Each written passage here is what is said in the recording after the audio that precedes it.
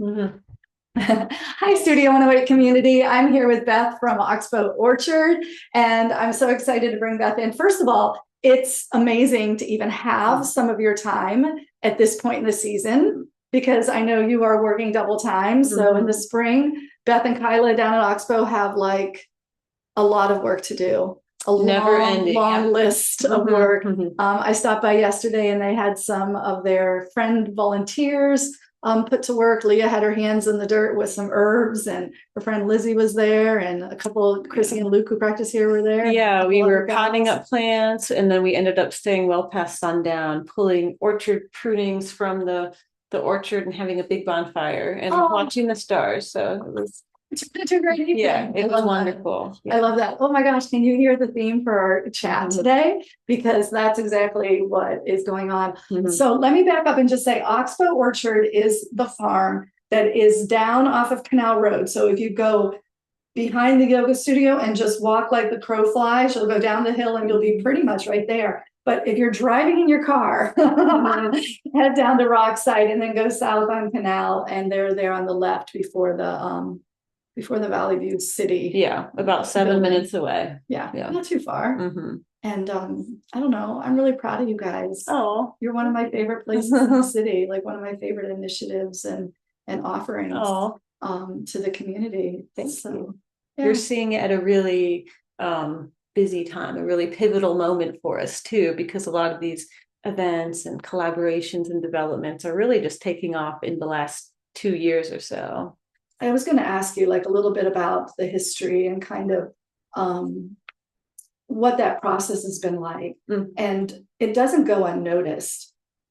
Like Leah and I will say, because Leah will be like the growing pains of whether it's this business or her herb business, or like, we talk about how things are going. I'm like, well, Kyla and Beth, they have been there for a while. So take us back in history. When did you and Kyla get like the idea about the farm, or this, how did you come to be doing this? Well, we leased directly from the national park, the Cuyahoga Valley National Park, and there was an existing program and nonprofit that's not as active as it once was, but we had heard that one of these farms was up for lease, and we are the most recent farm in the program, and basically we wrote a very lengthy, very well thought out like book, a business plan, and we submitted it to this call for proposals, and we just spent a lot of time coming up with our vision and kind of basing this potential opportunity around the rest of our lives in a way, potentially, because we signed a 60-year lease. A 60-year lease. 60-year lease with the national park with this it was called Countryside Initiative. And there's about 10 farms total. We and another one are the most recent ones relatively, and came on about 8 years ago. So there was a long interview process. 52 more years. Yeah. Yeah. So maybe we can renew it or something. But we applied, and it was such a long process, over a year of like interviewing and waiting, and then waiting to move in once we did find out. And after the fact, they told us that it was 44 or so applicants from across the country that applied. And wow. So we had no idea like what were our chances, or what, we had a lot of other things going on. So that was like the first chapter to the farm. And now in retrospect, I always say getting it was the easy part, because right. But it was like a clean slate. So when I go down there, what I see now, none of that was there. Like you had to start from zero. So when we moved in, it was just a big open field with lots of weedy, thorny things in it. Not a driveway or a fence post or anything. Wow.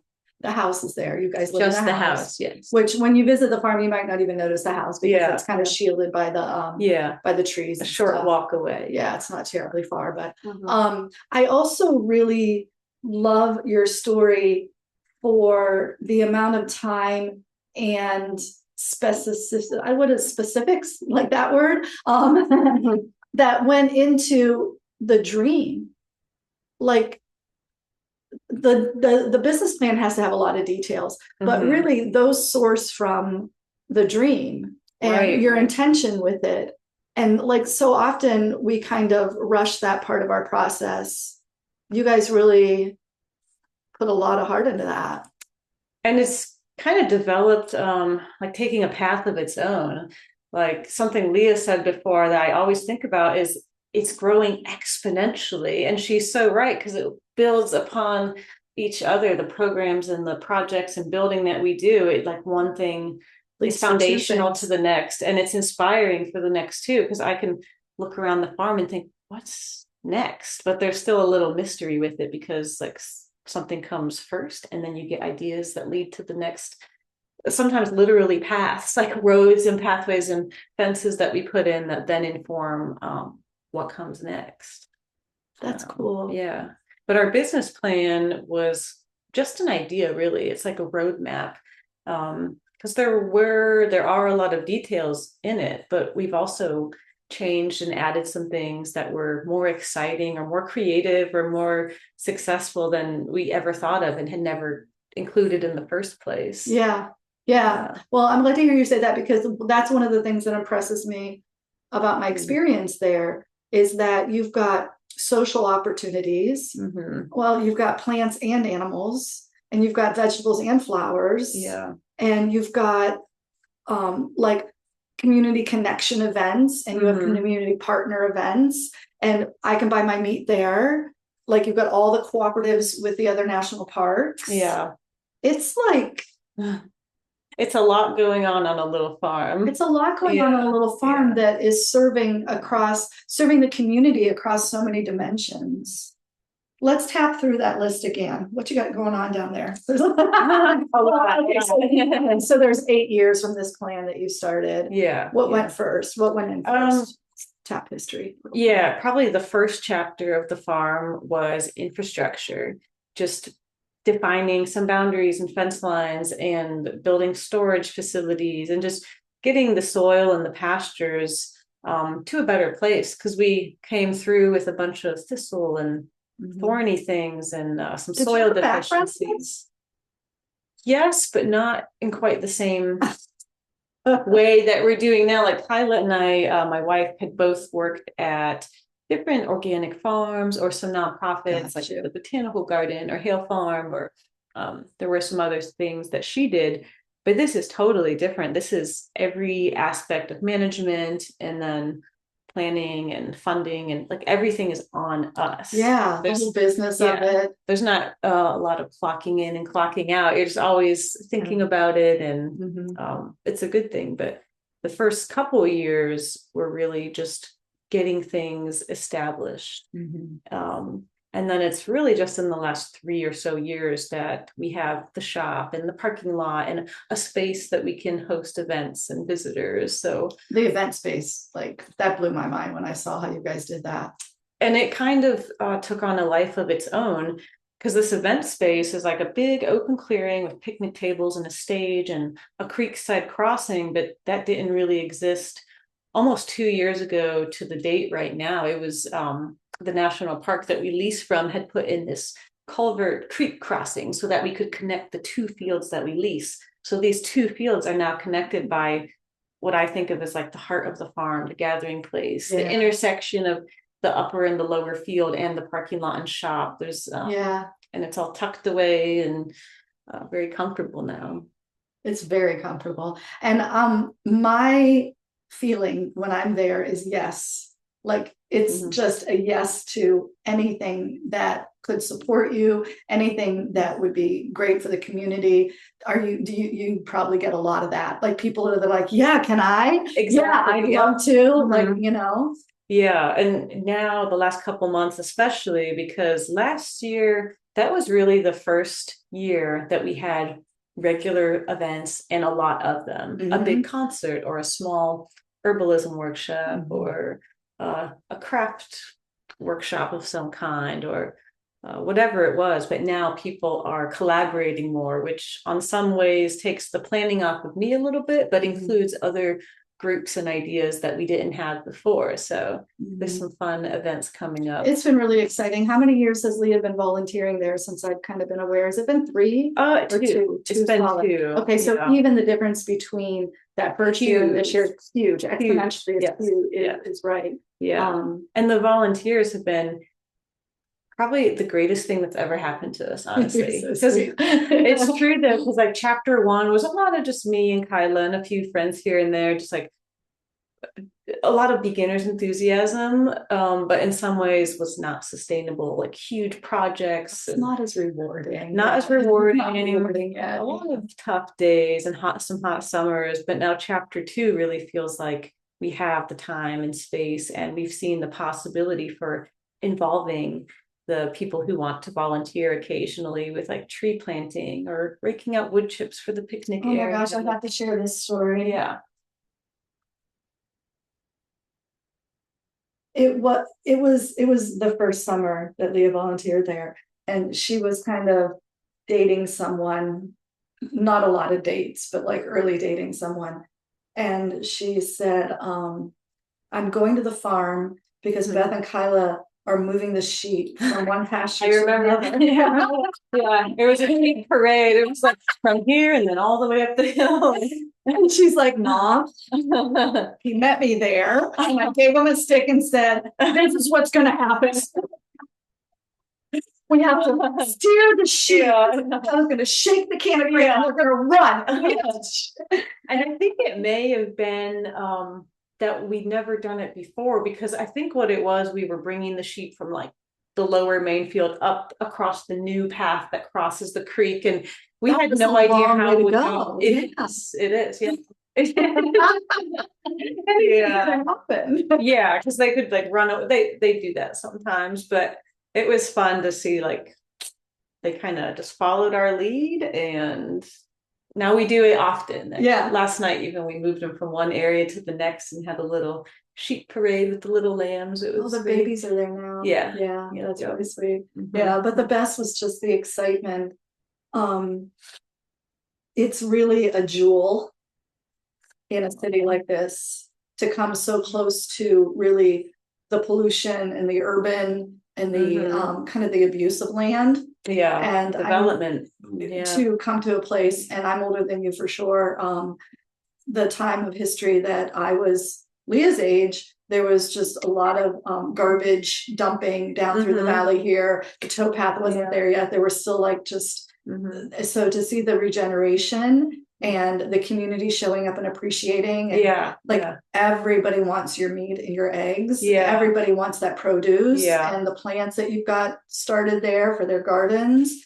And that's really cool. So what's in that little shop? Let's tell people what they'll find there. Yeah, the little shop has turned into kind of like a full service, like local organic convenience store or something. So there's honey, fresh bread on most days, pasture raised meat, dairy, produce, seasonal produce. Then we'll have flowers, and just as the season moves in and out, then we add more things. And tons of creativity, you guys. Pottery. And okay, a couple things. The pottery is beautiful, and everybody kind of knows what a pottery mug is, or a pottery pot, plant pot.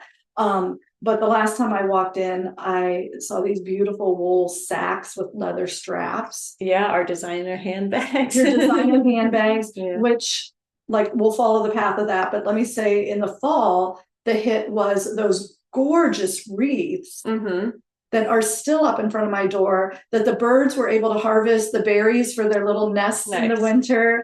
And it's just, now they just look like spring because the red has been pulled off, and it's still gorgeous in front of my door. The wool inserts for the shoes. So let's talk about the cooperative you guys have with the lamb's wool and the these products. How does that happen?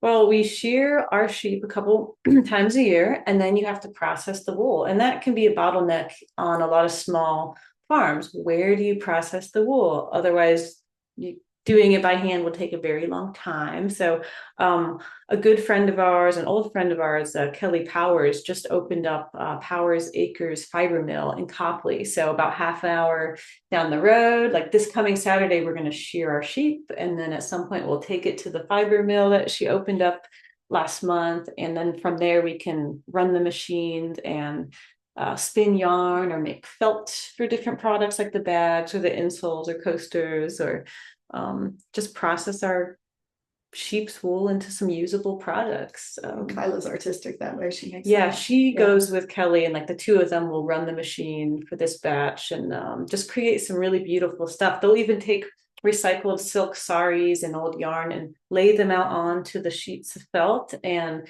kind of bind them together with needles to make things that you like, the trivets or coasters and things. And she's having an open house grand opening Saturday, May 10th.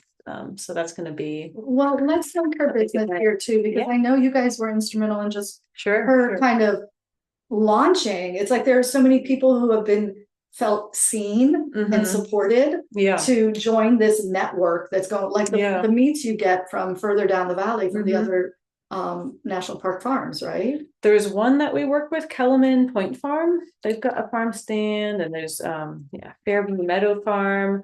A lot of our farmer friends, our food producer friends, we like to prioritize working with them and getting their products in the shop. So pickles, eggs, like all sorts of things. Yeah, I know Leah sells her teas there. Yep. They're sitting on the counter now. We're gonna display them. So I helped her put the labels on. Yeah, they look wonderful. Good. And the famous fire cider. Yes. She harvests the garlic from down there and then makes fire cider for everyone. And I know a lot of people in the studio community have purchased that for her from her here too. And the herbs of the valley, we call them the herb fairies. The herb fairies. The herb fairies. Yeah, that's really cool. All right, what else was on my list? We have a lot going on there. Oh, you some baby sheep. Oh yeah, we have our little lammies that are just a few weeks old at this point, but actually over the next couple of weeks people can come and visit them on Saturdays because we rotationally graze them every day. They're moving through the pastures and they're actually moving like closer to the shop each day. So they'll be old enough to kind of for people to see them. We've been doing that in April and we're going to keep doing it, I think. Cool. And then for our festival, Mayfest, Saturday, May 24th, people can still visit with them and they'll be right there. We'll have a maypole and ribbons and just music and music. The stage is like this old-fashioned wagon platform, a hay wagon for so cool. Yeah, so cool. And then these guys, they built a willow house, which the stalks of willow come up and they get green leaves. So all of a sudden, like in the spring, the leaves grow and there's this beautiful like willow house dome sphere building on the tree side.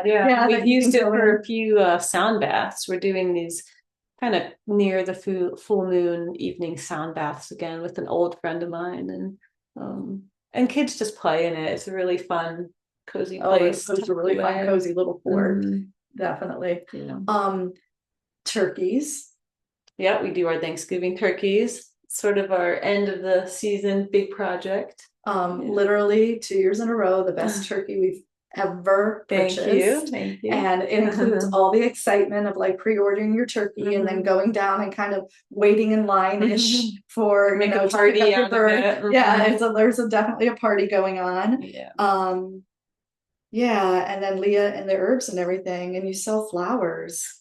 So the way to access this, you guys, is that they have a little external farm stand that's like honor system. So you can like flash the Venmo code and send you guys, money for what you pick up there. But if you want to go inside the little shop where the meat, the dairy, the more, product is, what are the hours for that now? I know you're opening up starting May 1st, more hours. Yeah. So starting by the time this airs, like in May, we're starting Thursday through Sunday, noon to 7.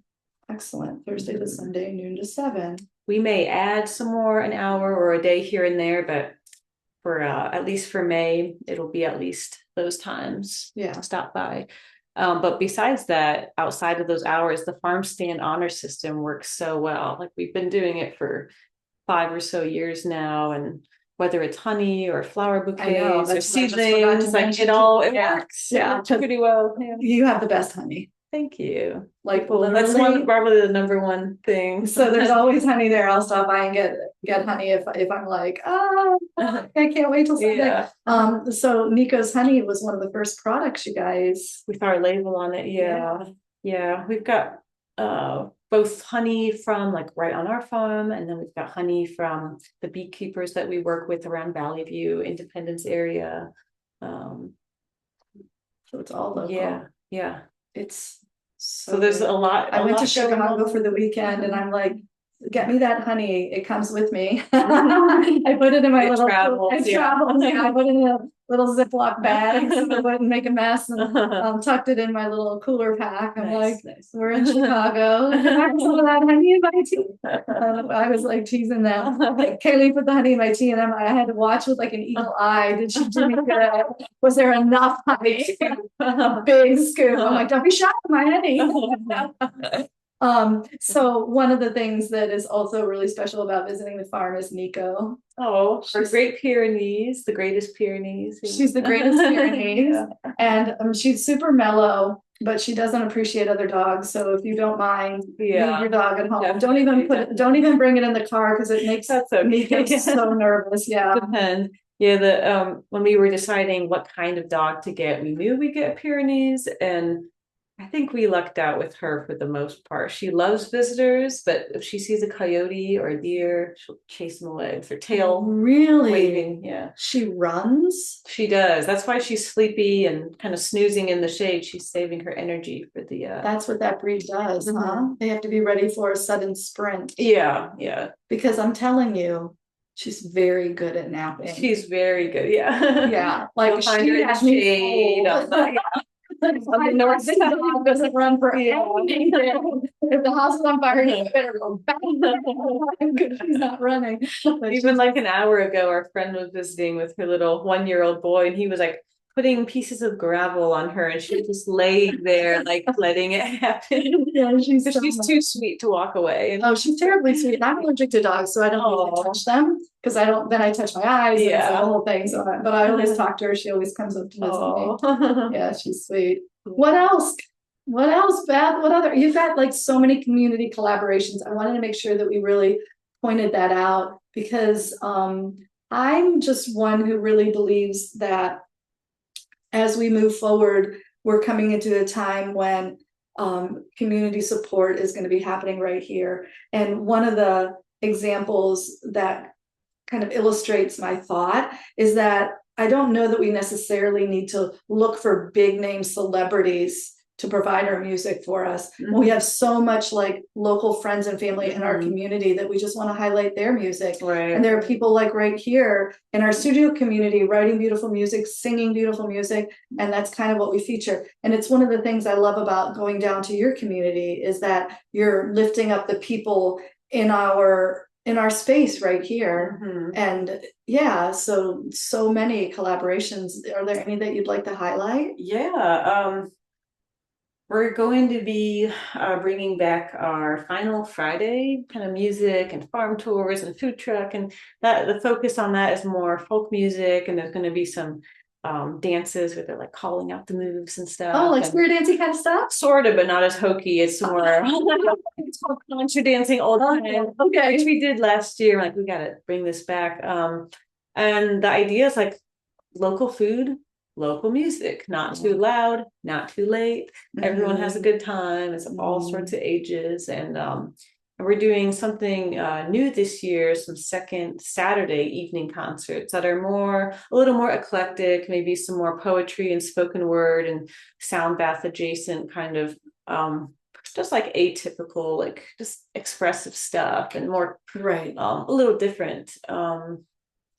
But I would just check out our website or social medias, however you like to stay in touch, or the email list. And we'll have all those events listed pretty soon. Awesome. The dates are all set aside. We're just waiting to hear back from all the performers here and there. Yeah. It's like such a feel good. My son came in for the eclipse. That was our first community event, really.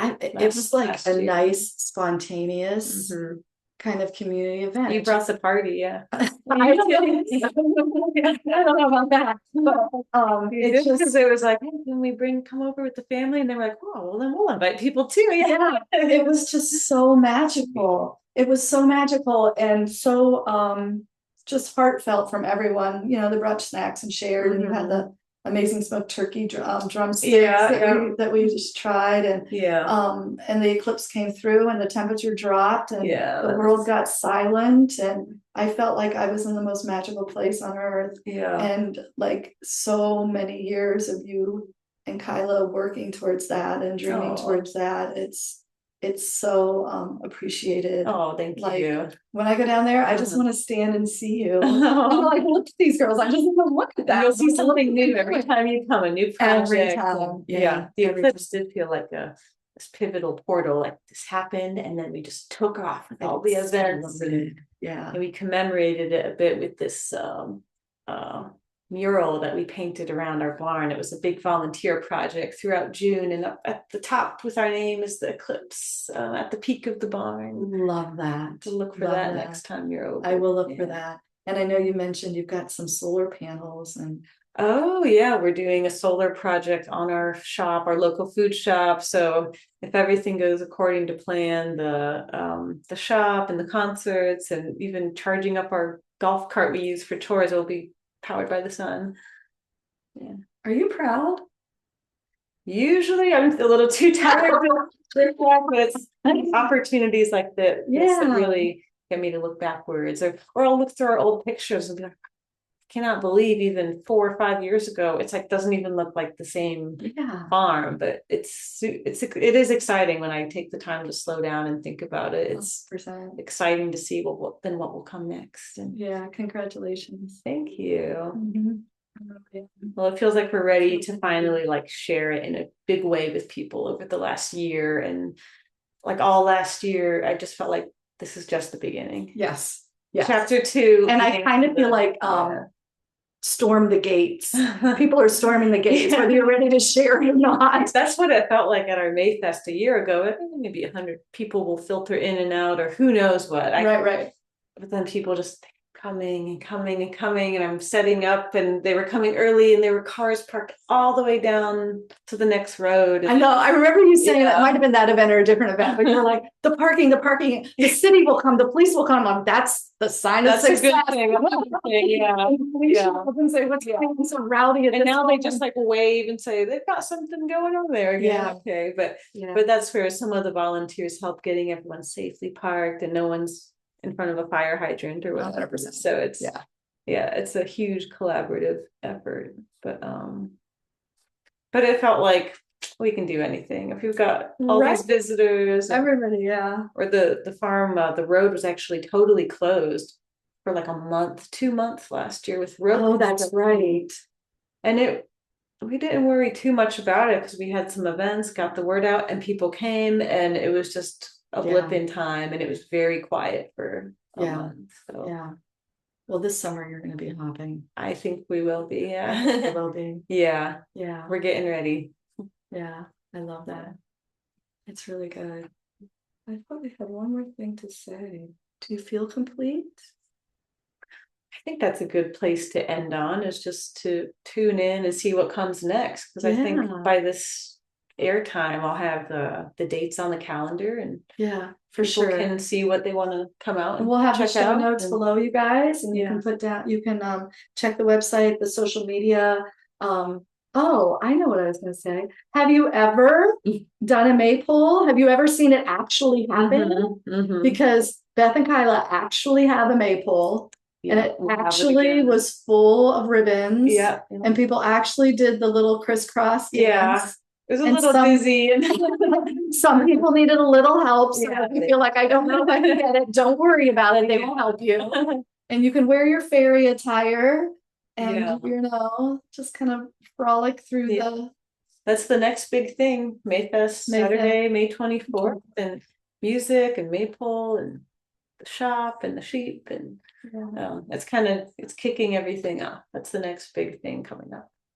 Yep, and stop by and get your honey. Don't wait until May 24th. They'll be open early in the month, and you can stop by and pick it out. And then on the 24th, you'll know right where to come. A couple little pop-up chairs if you want to bring your own chair. That's handy. BYO chair, BYOB, whatever. Bring friends. Absolutely. And a lot of what they offer is by donation, so bring a little cash. We like to pay the bands, like to keep it sustainable with the land, the soil, and Absolutely. the community supporting each other. Absolutely. And I think when folks get down there, it's like a big yes, like I said, and you're happy to support really when you can see what value you guys are bringing to the community. And well, it only works because of the community. Like I think this almost every day, especially lately, it's like we can grow and plan and just build all that we want, but it really comes alive once the people come and join us and participate or visit for even an hour. Like that's where it really lights up. Yeah. And we talk a lot about personal presence and energetic, like what people maintain as an aura, and how that aura attracts and pulls in. And you guys have like this great outdoor lifestyle, and these beautiful magnetic personalities, and just this huge-hearted passion for what you're doing, and it's really magnetic. So thank you. You guys, thanks for following. Don't hesitate. Check it out now. You can hear how enthusiastic I am, so I get a little bossy, but yeah, I want to see everyone down there. We'll be there on May 24th. Yeah, and we'll be here for 52 years. And then 52 more years of fun. So, take your time, but don't. Awesome. Thanks so much, Beth. Thanks for following, you guys. Namaste.